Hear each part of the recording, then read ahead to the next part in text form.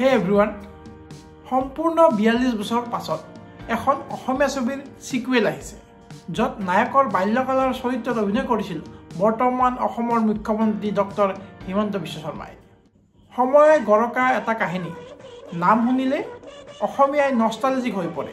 হয়, মই কৈ আছোঁ ককা দেউতা নাতি আৰু হাতী। প্ৰাইডেষ্ট এণ্টাৰটেইনমেণ্টৰ বেনাৰত নিৰ্মাণ হৈ আছে এই ছবিখনৰ সিকুৱেল। হয়, ককা দেউতা নাতি আৰু হাতী 2। এইবাৰ আকৌ অভিনয় কৰিব মুখ্যমন্ত্ৰীগৰাকীয়ে।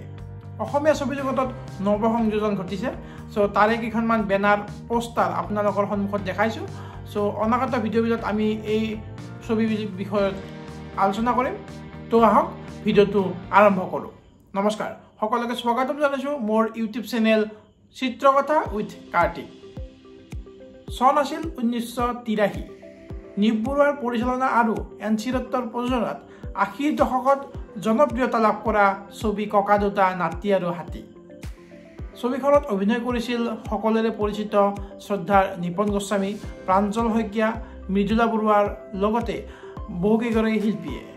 এতিয়া আহিছোঁ 21 নৱেম্বৰ 2025ত ৰিলিজ হ'বলগীয়া ছবি ককা দেউতা নাতি আৰু হাতী 2ৰ ওপৰত। ছবিখনৰ নিৰ্মাতা গোষ্ঠীৰ তৰফৰ পৰা জনোৱা অনুসৰি পুৰণি কাহিনীৰ লগত ইয়াৰ কিছু শতাংশ মিল থাকিব আৰু বৰ্তমান সময় তথা নৱপ্ৰজন্মৰ লগত খাপ খোৱাকৈ বনোৱা হৈছে। ছবিখনৰ প্ৰযোজনা কৰিছে ৰিণিকী ভূঞা শৰ্মাই, আনহাতে পৰিচালনা কৰিছে ৰাষ্ট্ৰীয় বঁটা বিজয়ী পৰিচালক বিশ্বজিৎ বৰাই। বৰ্তমানলৈ ছবিখনৰ কোনো ট্ৰেইলাৰ মুকলি কৰা নাই, কিন্তু এটা 52 ছেকেণ্ডৰ ৰিলিজ ডেট এনাউন্সমেণ্ট ভিডিঅ' বুলি এটা ক্লিপ ৰিলিজ কৰা হৈছে, য'ত দেখা পোৱা যাব এটা হাতী যিয়ে ছবিখনত মুখ্য ভূমিকা পালন কৰিব আৰু দেখা পোৱা যাব পুৰণি ছবিখনৰ নায়ক প্ৰাঞ্জল শইকীয়া, লগত তপন দাস, যতীন বৰা, উৎপল দাস, আদিল হুছেইন, প্ৰস্তুতি পৰহাৰ আৰু প্ৰীতি কংকনা। ছবিখনৰ যথেষ্ট প্ৰচাৰ কৰা হৈছে।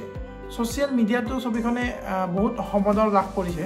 সৰু সৰু কিছুমান ভিডিঅ' ক্লিপ কলা কৌশলীসকলে শ্বেয়াৰ কৰি আছে ছ'চিয়েল মিডিয়াত, যাৰ ফলত দৰ্শকৰ মাজত ছবিখনৰ প্ৰতি এটা উৎসাহ দেখা পোৱা গৈছে। আগৰ ছবিখনত নায়কৰ বাল্য চৰিত্ৰটিত অভিনয় কৰা অভিনেতা তথা বৰ্তমান অসমৰ মুখ্যমন্ত্ৰী হিমন্ত বিশ্ব শৰ্মা ডাঙৰীয়াই এই ছবিখনত অভিনয় কৰিবনে নকৰে সেই কথাটো বৰ্তমানে স্পষ্ট হোৱা নাই, কিন্তু বহু জেগাত ইয়াৰ ৰিউমাৰ ওলাইছে যে তেখেতেও এই ছবিখনত অভিনয় কৰিব পাৰে। চ' হয়তো তেখেতে কিবা এটা গেষ্ট ৰোলত হ'লেও এই ছবিখনত অভিনয় কৰিব পাৰে। আৰু ইয়াক জানিবলৈ আমি যাব লাগিব ছবিগৃহলৈ আৰু চাব লাগিব ককা দেউতা নাতি আৰু হাতী 2। চ' 21 নৱেম্বৰৰ পৰা এই ছবিখন ৰিলিজ হ'ব। কিবা নতুন আপডেট আহিলে মই নিশ্চয় জনাম।